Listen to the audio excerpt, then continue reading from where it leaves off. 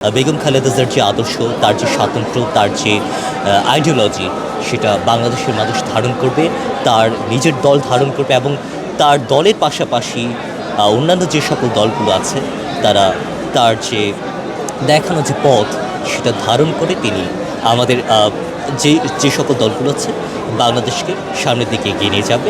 বেগম খালেদা জিয়া আমাদের সকলের পুরো বাংলাদেশের দলমতের ঊর্ধ্বে গিয়ে একদম পুরো বাংলাদেশের যত ধরনের মানুষ আছেন, ধর্ম বর্ণ নির্বিশেষে সকলের শ্রদ্ধার একজন মানুষ ছিলেন। সেই জায়গা থেকে আজকে একদম শুধুমাত্র ডাকসুর একজন মেম্বার হিসেবে না, একজন খুব সাধারণ মানুষ হিসেবে, বাংলাদেশের একজন নাগরিক হিসেবে আমি এবং আমার জুনিয়র কয়েকজন আমরা শ্রদ্ধা জানাতে এসেছি। আপনাদের সাথে খুব ওইভাবে দেখা হওয়ার কথা ছিল না, একদম বাসটা আগিয়ে আসলাম, চুপি চুপি জাস্ট যাচ্ছিলাম, এইটাই আর কি।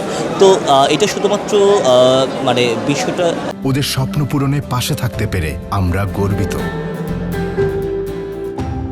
এখানে অনেক বিষয় আমরা দেখলাম, তো ছবি নেওয়ার বিষয় না এটা, এখানে এসে ফুটেজটার বিষয় না, এটা মন থেকে শ্রদ্ধা জানানোর বিষয়।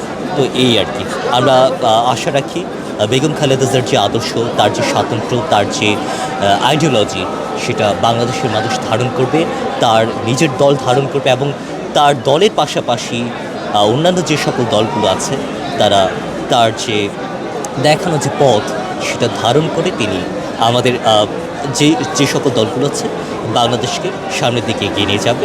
এবং বেগম খালেদা জিয়া তিনি যেখানেই থাকুন, তিনি শান্তিতে থাকুন, তার বিদেহী আত্মার শান্তি কামনা করছে।